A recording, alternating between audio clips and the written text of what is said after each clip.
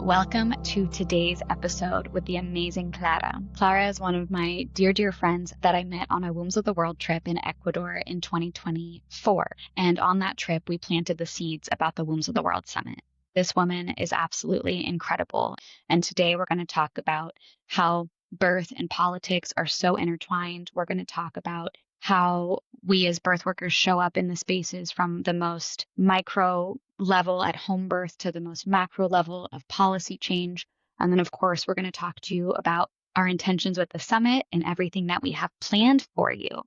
So thank you so much for being here. Welcome, Clara. So excited to have you on the Wombs of the World podcast. One of our primary themes today is for us to talk about the intersection of birth and politics. And I think you are one of the perfect people to talk about this because it's very much the intersection of who you are as a person and your personal studies and interests and your life work. Would you mind introducing yourself to our listeners? Sure. So my name is Clara, and I never know what to say when people ask me where I'm from or who I am, because it's such a chaotic story. But I think it also kind of explains why I kind of have this seemingly bipolar, passionate interests in birth work and in politics. Um, I come from, well, my dad's side is very indigenous and my mom's side is very Slavic. And so there's like two different worlds. And I was born in Berlin, but then we moved back to Peru and then in Venezuela and then back to Germany. So I kind of grew up in between all three spaces and on the move. And so, um, for me, it was, as a child, it was very hard because I always felt torn. My mom's side of the family always were like healers and herbalists and very like nature based, but European influenced people.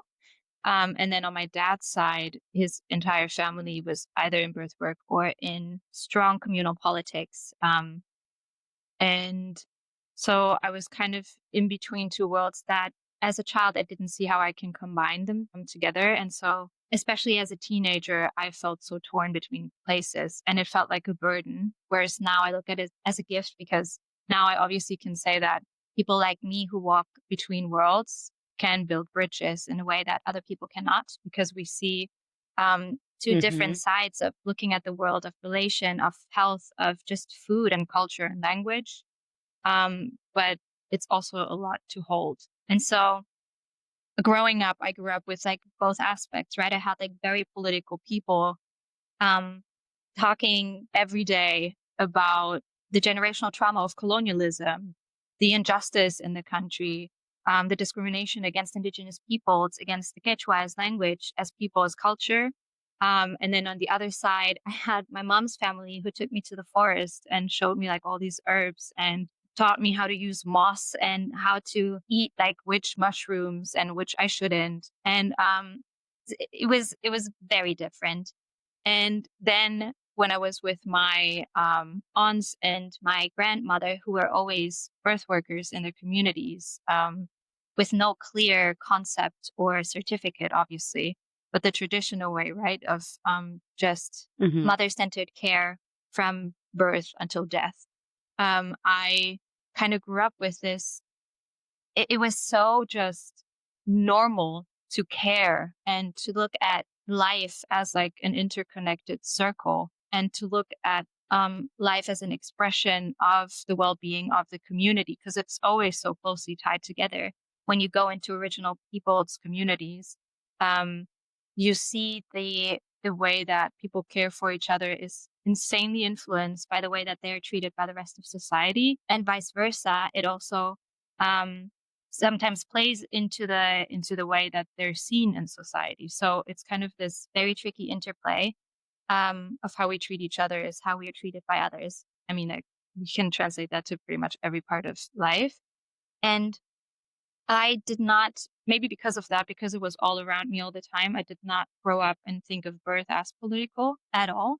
For me, it was just this like normal process and part of life. And then, yeah. And then, Yeah, totally. but when I got older and when I realized how much it really says about a society in how we treat our mothers, how we treat birth, and how we treat families. As I grew up and as I became a mom myself, I realized how much the way we treat birth, the way we, if we are aware of it or if we're not, if we treat it with reverence, care, if we honor it or not, how we treat our mothers, how we treat our families, and how we treat our children says so much about society and also politics. And so I came to realize that birth and politics is kind of one of the same. Like it's the most political act, and yet it's the most private, intimate act at the same time. And that also puts us as birth workers in such a special position, right? Because we are not only influencing the way how families are born, but also how society is kind of set up and how we translate politics that comes from like the top level into the bottom level if we go like more into the private world of the family. So we are true gatekeepers if we understand both sides of the coin. Mm-hmm. And it gives us like huge responsibility too, right? Because we can also cause a lot of harm when we don't show up with the right awareness. And so nowadays, when I am with my colleagues on the policy side, they always are so surprised when I say I'm also a birth worker. And like, that's my calling. We'll never stop doing it. And they're like, oh, how do you combine the two? Like, how do you do this? And vice versa also with lots of birth workers. When I share more about the work that I do on the policy side, which is international security focused. And in these like times, it's not necessarily such a positive environment. And they're also like, how do you do this? Like, how do you carry all the insights and also worries about, you know, the state the world is in, the state Europe is in? And I don't really know how I do it. I think that's also the gift maybe of growing up between two worlds, that I can hold two truths at the same time, even if it's a lot sometimes, and they're not really like, I cannot put them together. But at the same time, it's also, I think I can show up better in policy because I'm a birth worker and because I understand care for each other and care for others and empathy and just the relation to another being's complexity and feelings and emotions and realities in plural. And at the same time, I'm also a better birth worker, I believe, because it's making me a better birth worker to understand the policy processes and the realities of the things and the limits, but also the possibilities. I had a talk the other day with a friend, and she comes from the policy world, and she was just like, how do you, I mean, she asked me if it just helps me to see babies being born when we keep talking about the wars that are happening. And it's not really that, actually, but it's more of I had this affirmation that I put on the wall on my birth altar because I had a home birth, and I put like some little affirmations on the wall in my bedroom. And one of it says, change is opportunity. And I kept it there, and I still look at it every day because I think like that's exactly what we're living in right now. It's this like we're being violently shaken out of our status quo everywhere in the world, but especially in more privileged spaces like you and I are sitting in. Like France and Germany are one of the most and maybe last free democracies right now. And yet we as women, as mothers, as birth workers, as people, also see that there's still lots of injustice, but even the little rights we had or we were moving towards to are being stripped away. And so it's this thing of we all assumed we were sitting in such a secure political system, and we're now being shaken up and realizing it's not true. Like democracy is nothing that's just going to persevere because it's the right thing to do. We have to keep fighting for it. And at the same time, in all this like insecurity that we're feeling, there's so much possibility for change because so many voices are being heard that were not being heard before, that were always screaming for change and screaming for systemic change.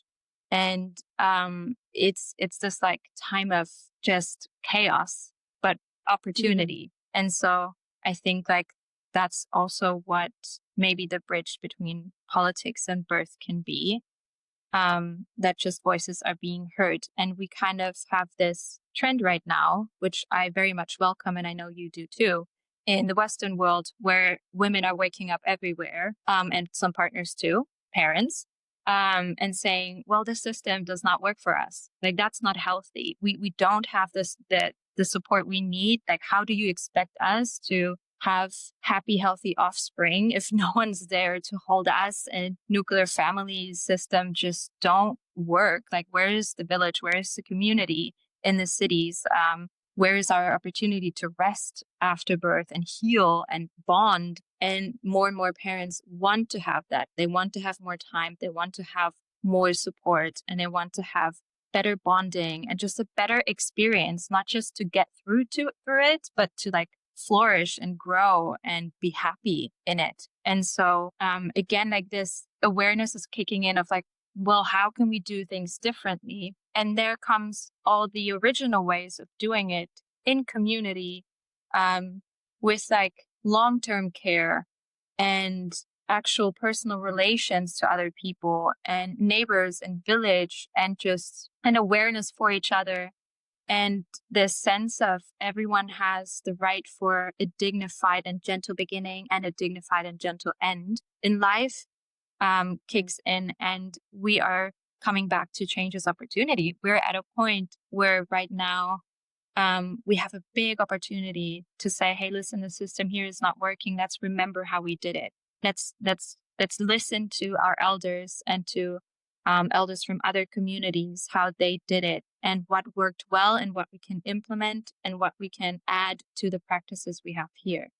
So yeah, that's my hope right now. Amazing. What I find so cool about everything that you just said is that you and your existence and your identity is something that is so unique to today, to 2025. Just like the opportunity of being a woman who was raised between continents, who was raised in a family that has come together, is thanks to modern technology of the times, right? Like, 100 years ago, that would have been inaccessible. You would be, like going back and forth on airplanes wasn't remotely a possibility. And so the fact that you get to be this bridge of cultures and this bridge of understanding is also is with the times. And that also makes me think about how in 2025 there's just so much opportunity because of the way that we're coming together. And like you're saying, we're waking up all over the place, and there's so much opportunity for change. And within that change and within this landscape of knowledge that's at our disposal right now, because of like these phones that live in our hands all the time, it's like we can be learning from different cultures. We can be learning from elders. Like, we're not stuck of like, we can only know what was in our own backyard. There's and sometimes in our own backyards, it wasn't good. Like, the backyards of the colonial world hasn't been good for hundreds and hundreds and hundreds of years, especially towards women. And so now we get to turn to elders of different cultures. And that's a huge part of Wombs of the World, right? It's like, how can we learn from different communities, from different elders, from different ways of life, and how to honor the mother and bring reverence back to birth. And exactly what you were saying, like, birth is a mirror of society. And I don't feel like there's anywhere in the world right now where it's a very good reflection. And that's because the world has not been valuing women ever. Like, the patriarchy has been the dominant force for thousands and thousands of years now. So again, with 2025 and like the fact that there are women like you that now exist, and that we are able to have so many bridges out there, and we are able to wake up, and we are able to have voice, and we are able to have agency, and we are able to say, like, be birth workers and be present, kind of come back to this idea of supporting one another and holding that space, and then like holding that space and going up the ladder with it, like holding that space in the most individual, sacred, one-on-one, home birth, all the way up to holding space when it comes to policy shifts. And like, that's literally what you're doing. You're combining those worlds. So that's really cool. As much as you can. There's still a lot As to much as do for yeah, women to be as much as one heard person in can these hold. spaces. Oh, But absolutely. yeah, Absolutely. Obviously. yeah, Obviously, we've got our work cut out. And we're going to continue having our work cut out. But I'm curious as to, what kind of work you are going to, like, the groundwork that you're laying now, that we're laying in 2025, what the world is going to look like for your daughter. yeah, very much. So I think, I I mean, I can I can I can only talk about like my personal experience, right? But I think it's not a singular experience.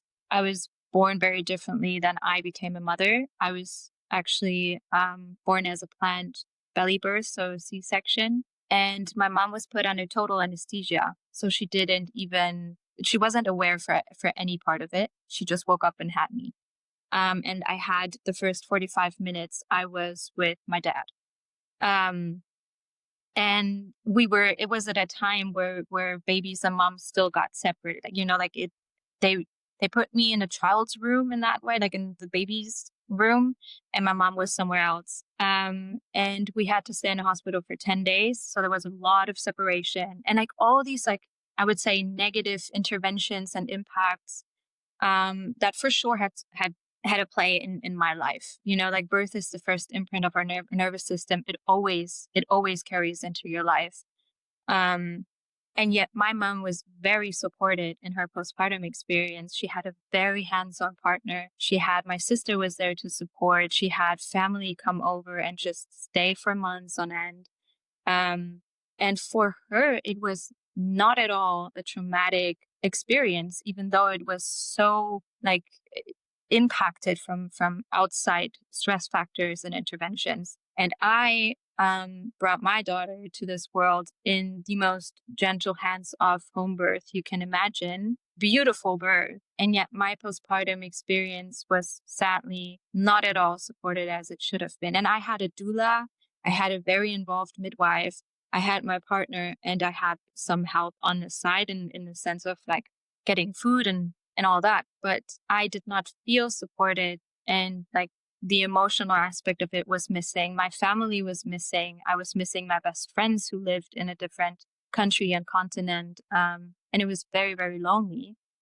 And for me, very, very traumatic in that sense. And so I think that is such an indicator too, right? Like even if we have the best birth experience, it still matters a whole lot more, in my opinion, how you hold the mother like afterwards.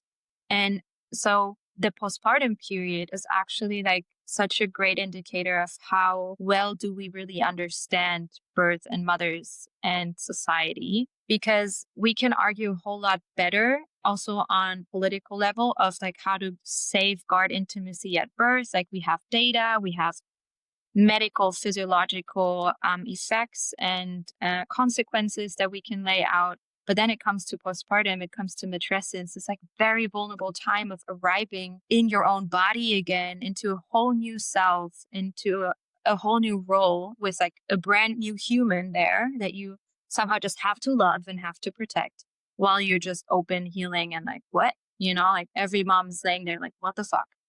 And that's like what it again, like as birth workers, we stand like at the first like imprint on a family's life and the first stepping stones that are being set if a family is going to be healthy and happy, meaning able to contribute to a happy and healthy community and society, is laid in those first weeks and months after birth. And so as birth workers, we can really step in there and hold pieces that society has forgotten in a way. And I think it's more of like personally raising awareness for the moms and the dads and whoever is having a child out there to be aware of it and to reach out and to make use of the support there is, to not take it lightly, because I think you can relate as a birth worker. You meet a new family and all they want to talk about is how can I prepare for birth? How can I plan birth? How can I have my needs and my no-goes and all this like planned out perfectly and like hypnobirthing la-di-da. But I always come in and I'm like, you cannot plan birth. You cannot control birth. It's a natural force and reflex. It's going to unfold the way it's going to unfold. Let's focus on how you're being welcomed and witnessed and held after, because that's going to make all the difference, no matter how your birth is going to be. But the awareness is lacking. And it's really hard to get people on board, especially in Western societies and cities where people are so focused on productivity and they just want to be able to continue with their life and get out there, get back, snap back.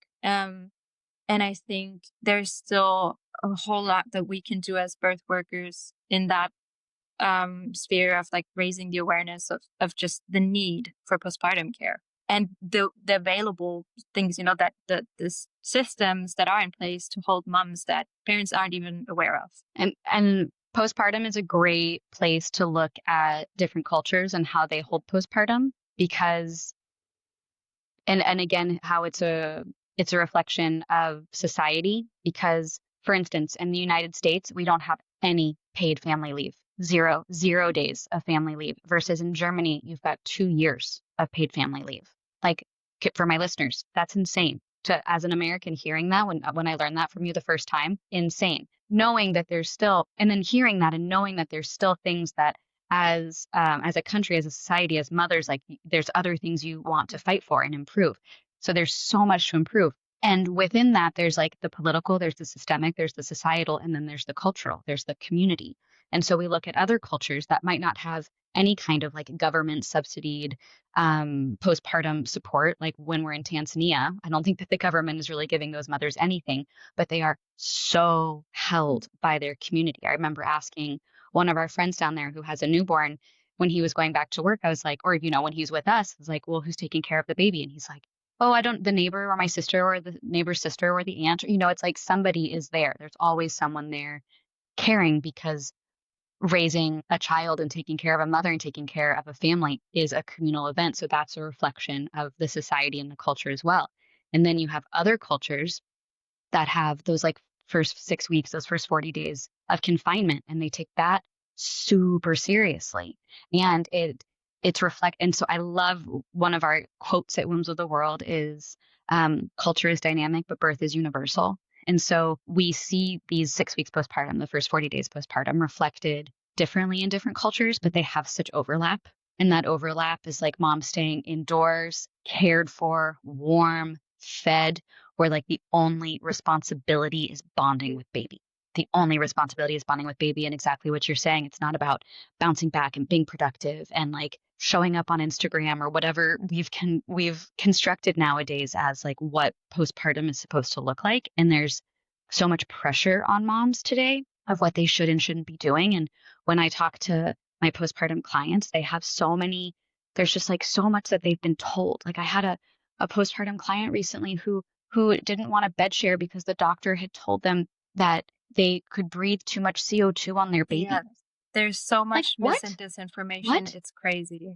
Yeah. Totally. And so my usual rule of thumb, which I always tell people, it's like, think about if it's done in other cultures. If it's done in other cultures in other countries, it's probably okay. And the majority of the world is bed sharing. The majority of the world is bed sharing. Not that means that like you need to be bed sharing, but like most people don't have extra bedrooms or extra beds. And so like a whole entire family of 4 or 5 is sharing one bed for a while. And the CO2 level is not impacting the baby. I think Yep. a whole lot of what we encounter is the question. It's so layered. I think especially in Western societies where you don't have a lot of community and moms are many times maybe the first ones in their friend circle, or just it's a very lonely experience. You're not surrounded by all these experienced elder women or mothers and grandmothers to guide you lovingly. It's Totally. rather this thing of here, you identify a whole lot with your work and your positions and your titles. And so motherhood strips all of that away, right? Like you have to rest. Your body is going to force you one point or another to just sit down, rest and be. But we're not used to just rest and be. And then like all these like self-doubts creep in, and you go online and you have all these informations from all different sides, and everybody is saying yes and no and maybe, and no, this is like dangerous, but another person says it's the best thing that ever happened to her. And I think sadly many women don't dare to listen to their inner voice, even though they know what's right for them. And I always try to tell the families I support, like, if it feels right to you, we can look at risk, we can be informed about it. But if it feels right to you, like, it's worth exploring and it's worth going for it. But there's a whole lot of mistrust in birth in motherhood, parenthood. And I also see a whole lot of mistrust coming from even the generation before us, like the grandmothers, the mothers-in-law, and the partners that are so scared of this process that their doubt becomes their partner's doubt. And then there's like, I would love to give birth naturally, but I don't know. Well, he said this, that, or like I read this, or my mom told me about blah. And now I'm going for like full interventions in a hospital, but she would love to have a home birth, and it will never be a positive experience, right? Like it's going up, going with your gut, going with your instinct of like what your baby and body tells you. But it's so hard. And I've experienced it myself because growing up, I was the one who said, I would never want to have kids. If I'm ever going to be a mom, it's going to be like my mom, full anesthesia. I don't want to feel a thing. The second I became pregnant and was like, I'm going to keep this baby, I'm going to give birth, I was like, it's not going to be in a hospital. You're not going to get me into a hospital. I'm staying home, hands off. I don't want anybody touching me. And I had to fight for it so hard. I had to fight for it against other people's worries, against the system implemented here. I had to fight to find midwives. I had to fight against people who told me my body could not because I have a scoliosis. Also, like, anyways, just so many hurdles just to stand in for what you know is right for you and your baby and your body. And then the same with postpartum. Because that's how I saw it and witnessed it my entire life. The cuarentena, like laying down 40 to 42 days, just like you said, bonding, and that's it. The way I had to fight for that to be respected, because people did not understand why. And we're like, but my mom went to work 3 weeks after birth, but like my sister did not lay down. She was cooking and cleaning like always, like all these ideas and pressures. And then I had fought for my right to lay down and rest. And then I went on Instagram and I saw all these moms who had tiny little babies, looked like they were never pregnant, and started 2 or 3 businesses in their first year. And that is a thing that I see so much in Germany, because you give mom like paid maternity leaves, but they're not using it to rest and bond with their children, because there's so much pressure of using that time productively, which means, did you bring out I don't know, did you start a business? Did you bring out workshops? Did you, start a new brand? Anything. An Instagram career, whatever it is. But it's very, very few families I've supported, and from what I've experienced, that we also just let moms and parents decide and then don't argue with it. So it's like one thing of knowing, okay, it's being done differently somewhere else. But I think we have to also keep in mind, and maybe as birth workers as well, like I do it, I like hammer down in the community to friends, family, mothers-in-law, partners. I don't care. I'm like, if mom wants to lay down, I'm going to explain to you why that's good, but like, we're going to respect it. But there's so much work to being done to get people to just support it. Totally. I love that as the birth worker, as the doula, we're the bouncer, or it's like, I will tell you because mom won't tell you. Like mom and dad won't tell you because they, and it's, and that's a vulnerable time, but because like maybe they can't speak up for themselves in that context. Like they're not used to telling all of their extended family that no, they can't come over every day. It's like, you need space. Like there's that is like another great reason to have a doula as a postpartum advocate too. It's not just in the birth room, and it's not what you were saying earlier. It's like we put so much emphasis on like the pregnant goddess planning for the perfect birth, Pain-free. and then we dismiss the mother. Yeah. And we dismiss the mother, and like society dismisses the mother, and the mother is no longer revered and no longer hot and no longer desirable. And like, it's like the way that society has painted the mother out to be shame on society. And I think that that's also a part of this reclaiming. And I just feel like being a woman today and having access to all of this connectivity and technology and agency is a really powerful time to be in it. Like it's a really, really powerful time. And I love seeing you. Like you're a hot mom. Yeah, I think. Let me objectify our guest. MILF. No, just kidding. I think for me, funnily enough, like I always thought of myself as like this strong woman, feminist, and I stood up for myself and never cared much about men as like they weren't a center thing in my life. But when I became pregnant the very first time, when I was about like 2021 or so, abroad in Israel, studying somewhere in Tel Aviv, um, it wasn't me running to people being like, oh my God, I'm pregnant. I need help. I don't know what to do. It was me hiding in my room in shame. And I think, and it just came like inherently this like, you're pregnant, God forbid your body is working how it's like naturally supposed to. And it just happened to two people. Yep. No, I was like, what did I do? Like, how did I do this wrong? Like, oh my God, now I'm like ruining my life, his life, everybody's life, this child life. Like, what? Um, and I chose to have an abortion, and God bless, it saved my life. But in the end, like it's so much shame, so much shame. And funnily enough, also becoming a mom and saying yes to a child. Again, so much shame, so much like you don't go to your OBGYN, I think you say it in English. Yeah, you don't go there, and very little times it's like, yay, you're having a baby, you must be scared, like this is a whole lot, like how are you feeling? It's just, okay, you're pregnant, your child has this centimeter, there's a heartbeat, bye. Like, how much do you weigh? Ooh, like let's keep an eye on it.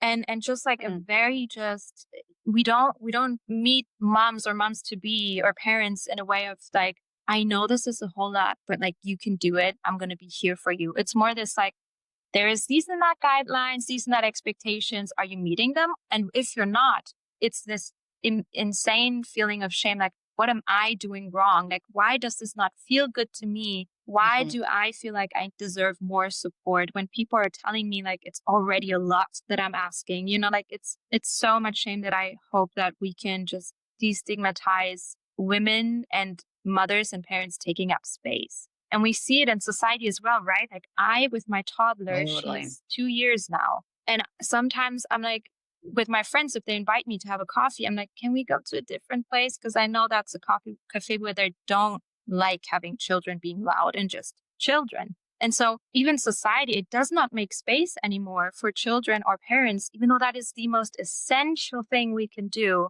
And like literally creating the next generation. And yet we leave people alone with shame and insecurities and fears, which then turn into shame if we leave them alone, right? If we don't say it's okay to feel this way. And same way with children. It's this thing, you become a parent and you're just kicked out and you have to deal with it on your own. And if you're not dealing with it well and still functioning, then people judge you. Whereas we should actually collectively ask ourselves, like, what are we doing here? Like, why are mental health problems rising so much? Also for the fathers, right? We don't support fathers nearly as much as we should in this society. And just like we leave people out there alone.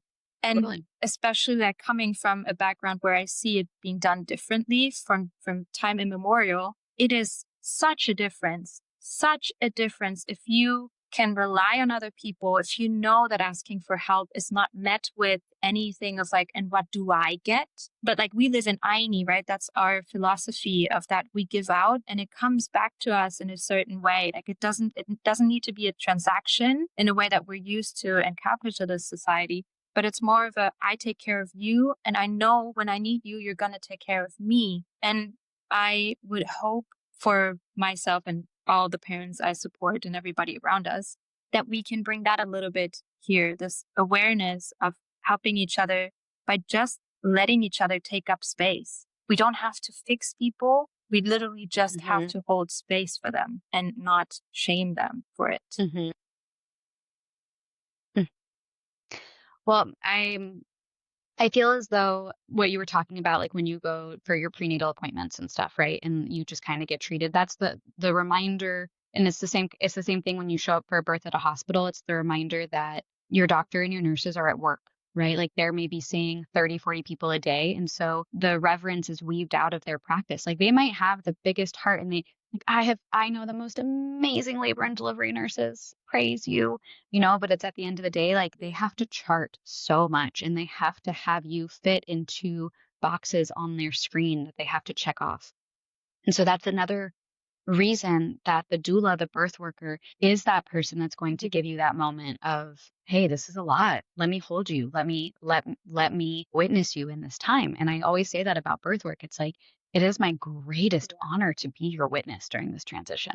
It is my greatest honor to support you because wow, we get to witness people in their most vulnerable and powerful and joyous and difficult moment.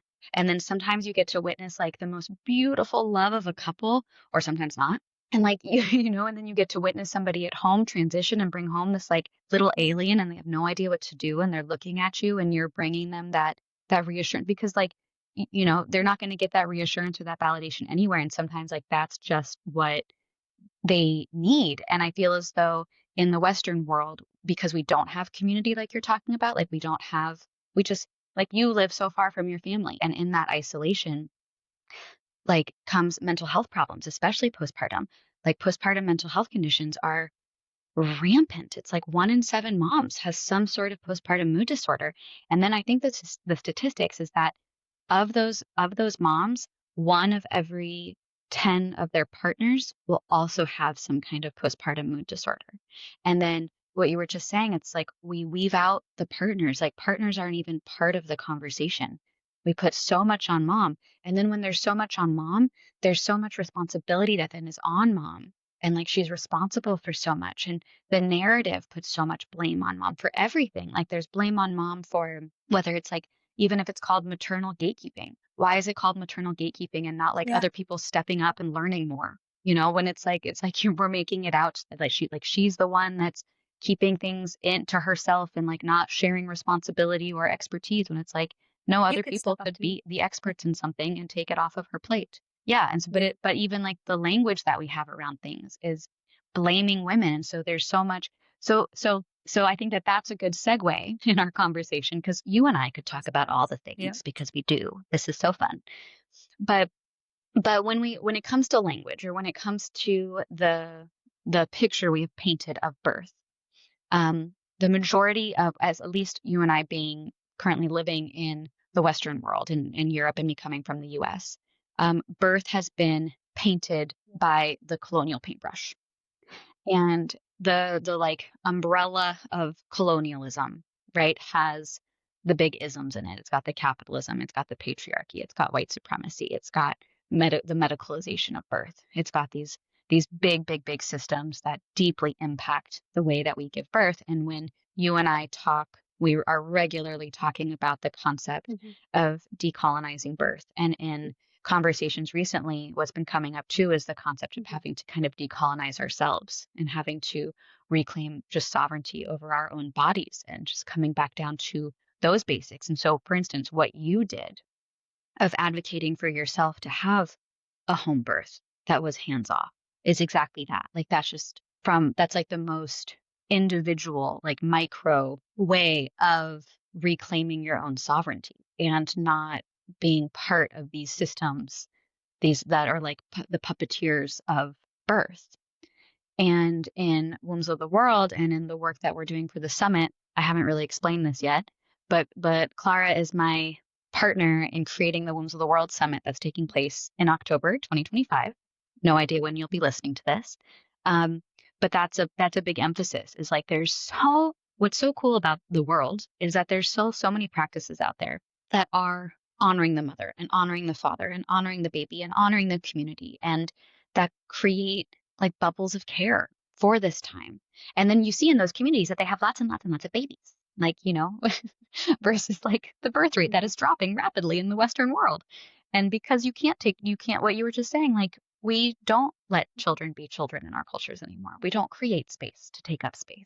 And so for the summit, what we're doing is bringing a lot of different cultures together and giving the mic and giving the focus to these traditional and indigenous birth keepers from various countries and hoping to learn from them. And if anything, just like have some really cool conversations that will hopefully shift the narrative or plant some new seeds in terms of what can we do differently? Like, because this mirror of society is so ugly to look at, like birth is as this mirror, but so how can we repaint it? And if we don't have ideas, if we don't have these different seeds to plant, we're never going to know what direction to head in. So when we talk, so my question to you is, kind of the like hashtag decolonize birth, which does feel like this very, I don't want to say like trending thing. Should be trending. Everybody should be talking about decolonizing birth. Let's make it a trend.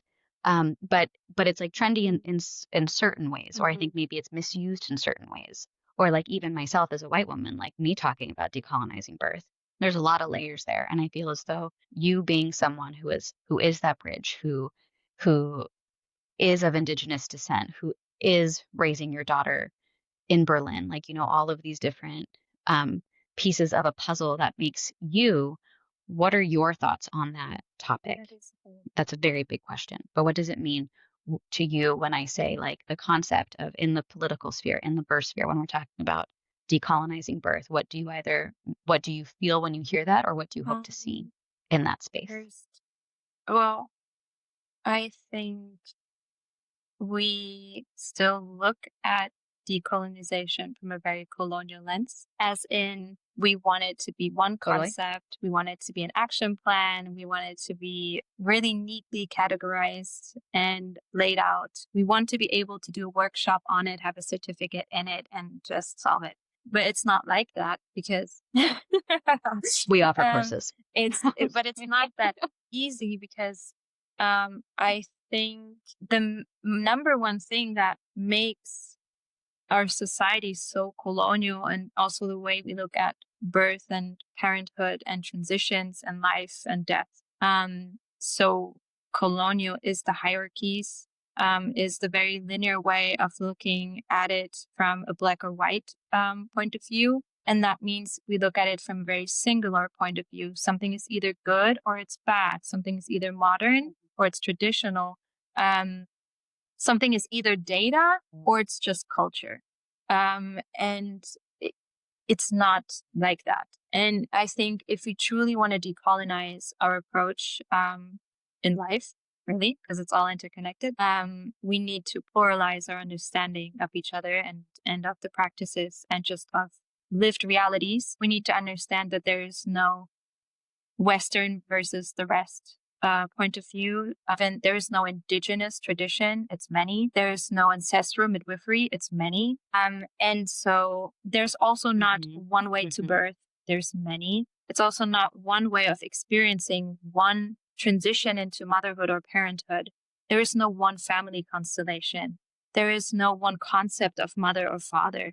It's all, if we want to change something, I think we need to start looking at all of that as a spectrum and not as categories. And the one thing we can truly do, each and every one of us in our day-to-day life, to decolonize ourselves, language, the way we relate to ourselves and others, the way we support others, is by giving people the autonomy, the respect, and the space to determine for themselves who they are and what they need. Because usually we even the most well-intended supporter or ally or birth worker comes into a room and thinks like, I know what's good for you. I know like what it would mean. Like, I know what safety means. I have an understanding, but it's just for you. It comes from your lived experience, but other people come from so many different paths of life.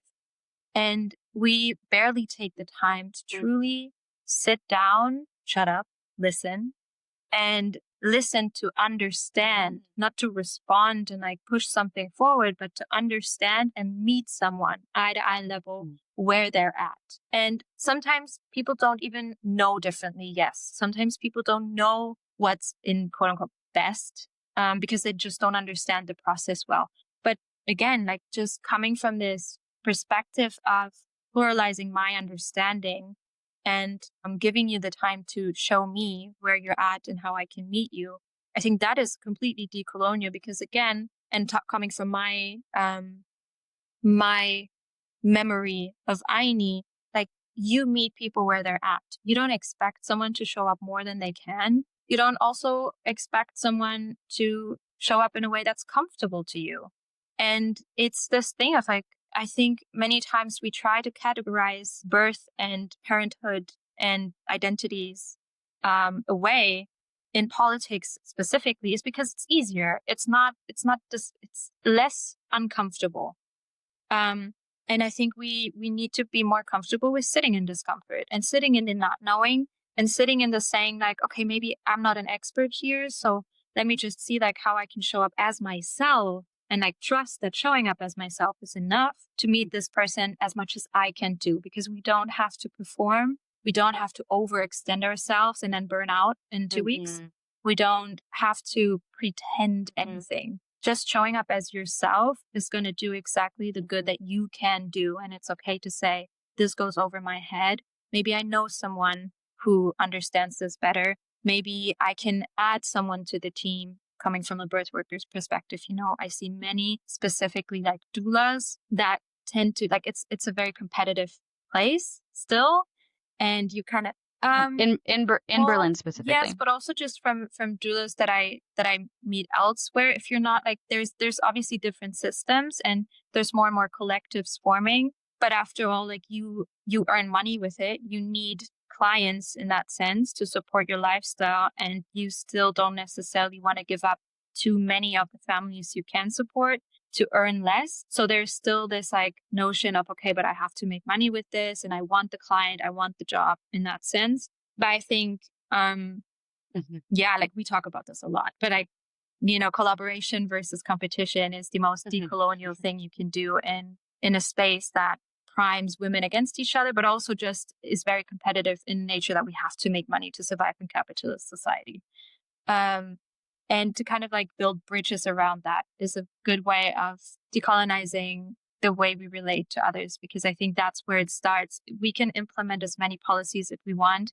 If nothing changes in the awareness of the people that you can approach life differently, and it's even going to enrich it more when you stop trying to make everybody fit into any niche. That makes it easier for you to compartmentalize life. I think where you were going with that, and a conversation that you and I have regularly in the like still under the umbrella of decolonizing birth, is the performative nature of birth work, and how I feel as though right now it's, first of all, I feel as though like as a culture of global women, we're hungry for ceremony. Like ceremony has been so weaved out of birth and of motherhood, of just of life, like life in general, especially either when it comes to birth or when it comes to death.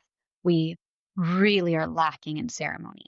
And so then when we see that there's like a Rebozo workshop, or like we see that there's these things, it's like, oh, cool, I can learn like tools for ceremony. And then you see that person that then takes that and then performs it. And that's where like, you know, it feels there's just such trickiness to it, because I know, because what you were just saying is that it's like what happens in that context is that there's this lack of awareness that there's many Rebozos, there's many ceremonies, there's many wisdoms, there's many traditions. And it's not about like copy and paste replicating what you learned from this one that may have been like whitewashed or watered down or taken and misused. And I love when you say, like, if you pray to ancestors that are not yours, they will not show up. And what would it help for you? They don't understand. They don't understand. Exactly. I love it when you say that. But then, you know, when I host Rooms of the World trips, that's like a huge part of it. It's like, come learn directly from women who like eat, breathe, sleep ceremony. Like what Martha says, who is Partera Dianaku in Ecuador, who's going to be in Berlin. She's like, this is just our day-to-day life. Like every single day with her, everything is starting and ending with some kind of ceremony. And that's just life. It's intention. It's doing things with intention. Like you can replace ceremony and intention. But that doesn't mean that I'm going to come home and start lighting Palo Santo all day long every single day. That's just, but I could have my own kind of like ceremony and ritual. So it's about like learning tools or learning understanding or learning practices that then you can weave properly into your culture, so that then maybe if you do call on your own ancestors, they'll show up in a way that support you. I think so. There's two ways how I experience this. One comes from, I grew up around ceremony. Like Marta said, like it is our everyday life. Everything is very intentionally and very connected. But that's exactly what it should feel like. It's just part of your life. It's not a performance. It's nothing you have to sit down and study and rehearse and remember forcefully. It's memory that's like innate in you, and each of us has it. It's not singular to so-called Latin American cultures. It's not singular to Southeast Asian cultures. It's just the memory we carry. And sometimes it was disrupted in a more harsh way. But for us, the same way. We had to relearn so many of our practices that were taken away, that we were persecuted for, that we were killed for. And we have to reclaim them.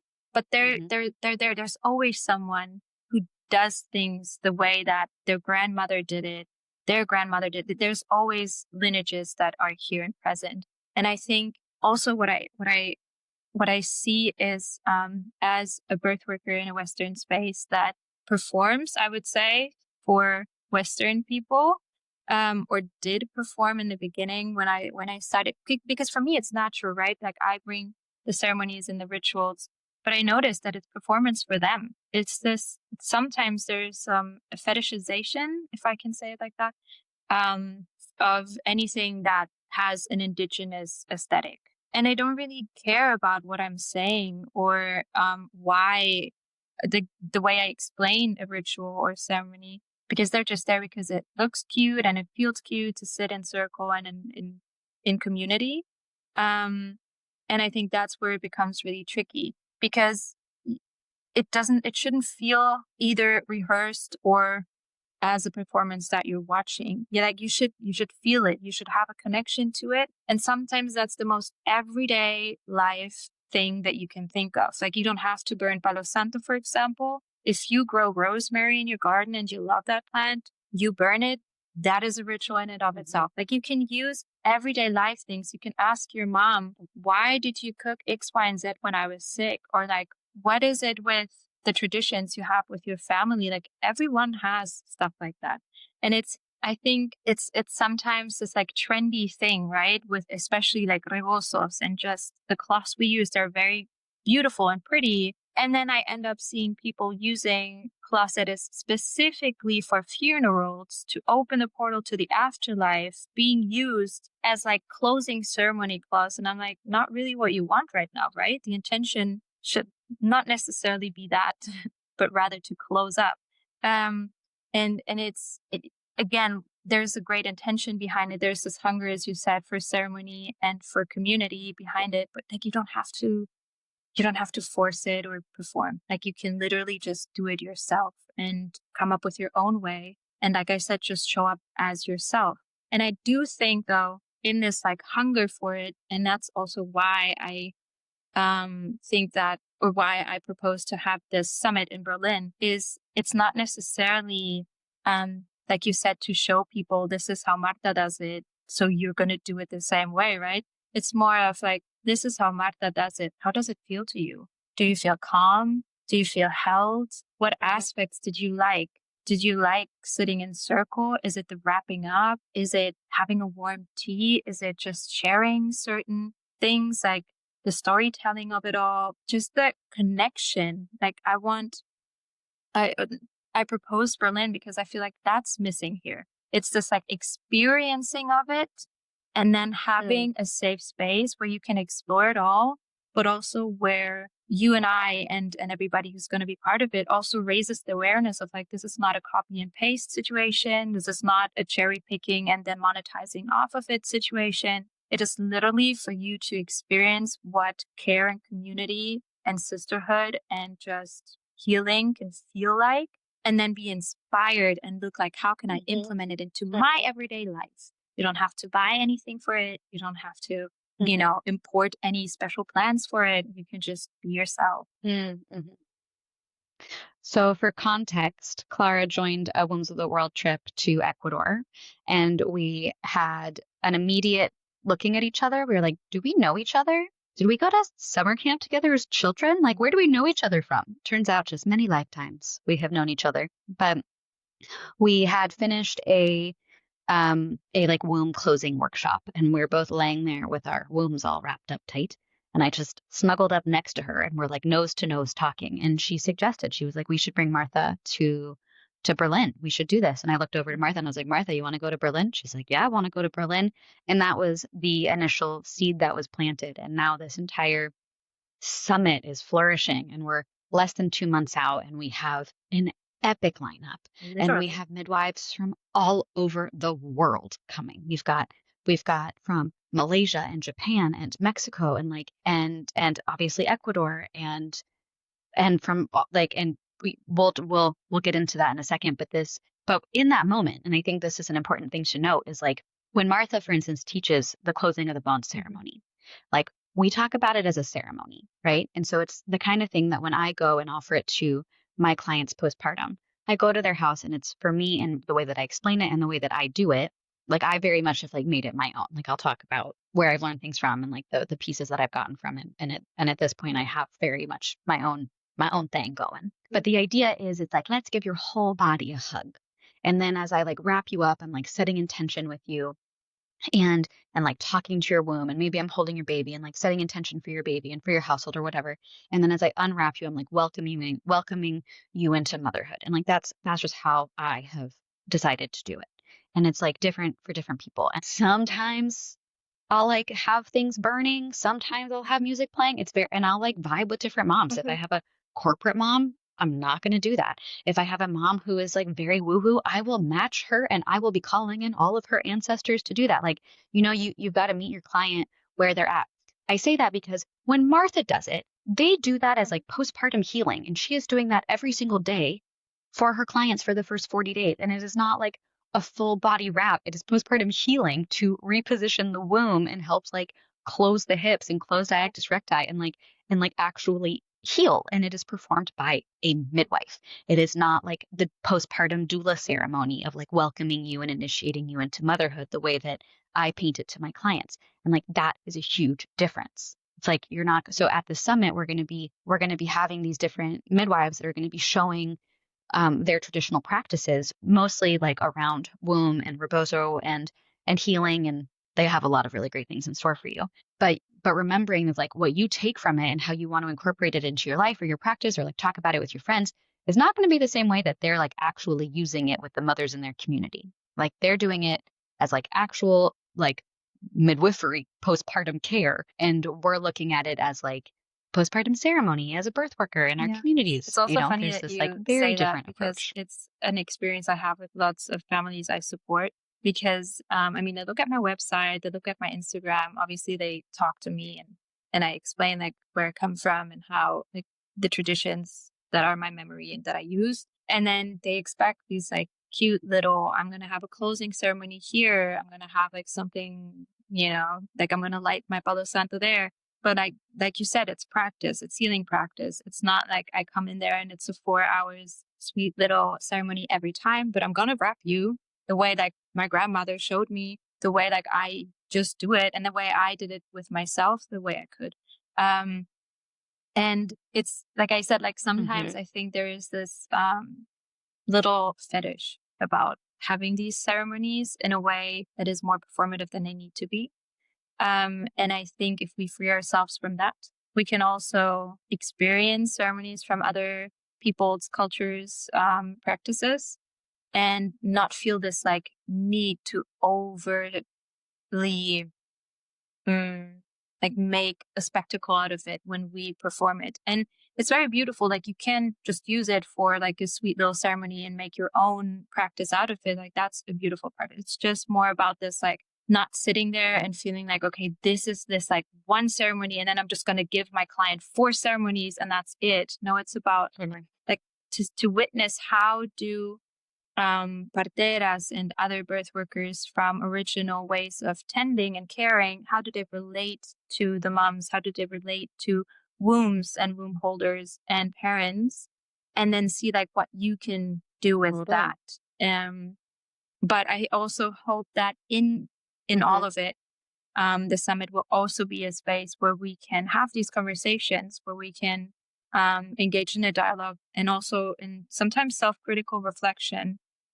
Because we should not assume that the way, if we just name a teacher and then proceed to monetize off of a practice, that is okay. Like I see this trend of kind of ethical greenwashing a little bit when we're like, but I'm aware and I'm talking about the people I learned it from. And so it's okay if I just use it, but it's still not like there's more nuances that I hope we can discuss at the summit Well, in a safe space. something that you said recently that I think puts that into really good perspective was Martha was talking about her cookbook, and she's going to be bringing her cookbook, and her cookbook is all about preserving traditional indigenous recipes, and within that too, Kichwa. like indigenous agricultural practices and seeds. And so like, so yeah, Quechua, like beautiful practice, right? And so like my initial, and I think everybody who is listening to that, the initial thought is like, yes, let's buy it to like, support Martha. Like it's a thing to support Martha.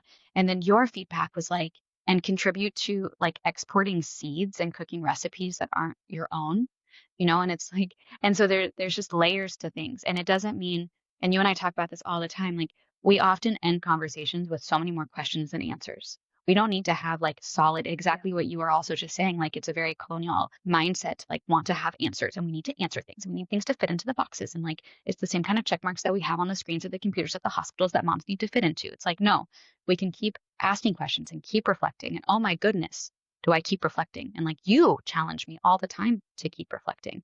And this summit is going to be, it's like you're going to see how like Martha does womb closing, that is like different from how Paparayu does womb closing, which is different from how Salwa does womb closing. Like we're gonna, and it's these, there's overlaps obviously because they're all womb closing with different fabric, and it's like there's different practices, but there's overlap. And so within that, it's like, babies are born one of two ways, Yeah. all of them, but then no two babies are born the same. So it's like there's just so much nuance and so much beauty and so much individuality, but then also Yes. like we're all one. Like us little humans, we take ourselves so seriously. We take ourselves so seriously, and we just need to kind of come back to the fact Yeah. we just need to better care for each other. And you said something earlier that I think for me really comes back to like what is being a birth worker. And it's having, and this is why I think like everybody should take a doula training at some point in their life, because I feel like it just teaches people how to meet people where they're at, or like how to show up with empathy, or how to support someone through something super, super vulnerable. And obviously, not all doula trainings are created equal, but even if you're Yeah. called to birth work, you kind of have that innately in you. And that's beautiful. And our gathering in Berlin is going to be beautiful because most of the Yeah. people who are coming are eager Yeah. to learn this. Like, and that's what's so cool about Wombs of the World trips too. It's like people who come on our trips are eager to learn this. And Yeah. like our group was so special. Like our group was so special, and several of them are coming to Berlin. And then you have been putting a lot of work in on the ground. Would you like to tell us a little bit more about some of the Um, other yeah, guests that if are going to I can be go back there? to the point you touched with the cookbook, just because it's how we can, like, how I also try to Yeah, of invite course. people if they're a little bit iffy, like, do I want to go to this summit? Like, what am I going to take out of it? Because I feel like, again, there is a lot of still coloniality in the way that we always want a certificate with like clear bullet points of what we learned and what we study. We would love to have a workbook with every workshop. And our summit is specifically designed to not necessarily be that type of event, because we want to have it the way that it's just originally done, of people coming together, sharing stories, sharing ceremony with each other, and also obviously Hmm. like bringing their resources. And it's a beautiful, like you said, it's a beautiful offering to support Marta with the cookbook, for example. But what we talked about is also something that I want people to reflect on before they come to the summit. Best case scenario is, am I buying this cookbook to Hmm. import everything to make it that one way and then sell it to my clients as an, and this is how indigenous people do it, or like, and this is how Quichua parteras do it, period? Or is it more of a way of like reading through it, seeing like, oh, I see parallels with the way that I cook for my clients? Or if we read, I don't know, the first 40 days, wow, there's an overlap in the way we use a certain type of broth and herbs, and kind of like just to enrich your practice with it, like sprinkle on top of it instead of this like cherry picking and just making it yours and then selling it. But I think, again, like just a beautiful invitation how you can enrich your practice rather than copying and making it your own. And really just to enjoy it yourself as well. Like, we as birth workers, as mothers, as caregivers, we tend to give, and try to justify every time that we receive something with a certificate or productivity in some sort of way. But like, let this also be a place where you can just enjoy it yourself and connect to your own womb and connect to yourself and connect just the passion behind your profession in that sense.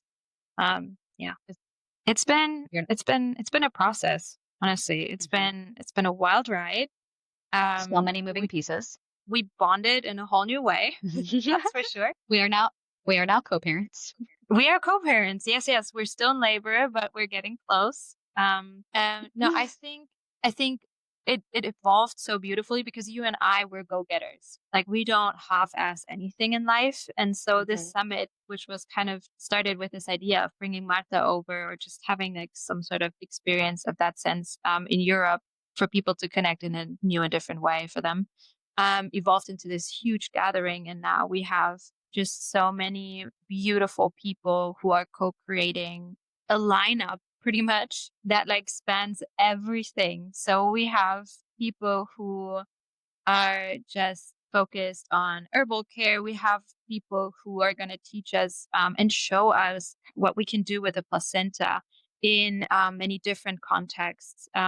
We have talks about matrescence and just see it like storytelling from all over the world. We're going to look at parenting in the diaspora, what that means, and how to support parents in the diasporas.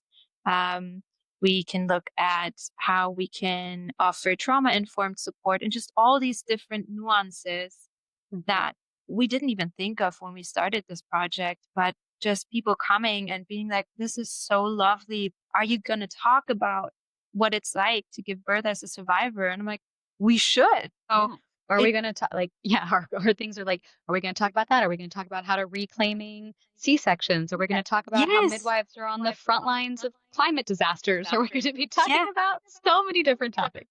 Yes. And it's like, we're all going to sit there and have some points where we strongly agree and feel safe and secure, and that's our comfort zone. And we're for sure all going to sit in a circle where we're going to be pulled out of our comfort zone, and we're going to expand our knowledge and also our empathy and compassion for other paths of life and other ways of care. And I think that's so special. And it didn't happen in that form ever here. And so it's like making the first pancake, there's always a little bit too much butter. They're like soft, but then they have the crust, but they're the most delicious ones too. So we'll see. We're learning as we're going, I guess. And we are majorly overachieving. So I think that our guests are in for a treat. Yes. It's going to be such a beautiful experience. And I just know that too, because going on the wombs trip, I mean, I didn't know what to expect, honestly. And it just, even if you would have just had one of the many things we did, just sitting together with these people who were so passionate about mother-centered care and about family care and just about changing the world, as I say, like changing the world one birth at a time. Like, that's truly how each of us approaches our work. And just to sit with these inspiring people is like half the deal. And so just bringing all these people together, I can see just so many beautiful people signing up from all over the world, all over, which so means cool. We're going to talk for days on end just about maternity leave, I know 3 days is not nearly enough. No, but it's going to be just amazing. I believe. And probably I'm going to have to go on vacation for 2 months after, but we're pushing through. Ecuador. Clara, thank you so much. Thank you, love, for being my guest today. You're amazing. Yeah. I love you so much. I love you. Yeah. Thank you all so much for listening to today's episode. And if you would like to get your tickets to the summit, you can find out everything about Wombs of the World and more at wombsoftheworld.com/summit. And you can find us on Instagram and Facebook and LinkedIn and all the other places at Wombs of the World. Thank you so much for listening, and welcome to our global community.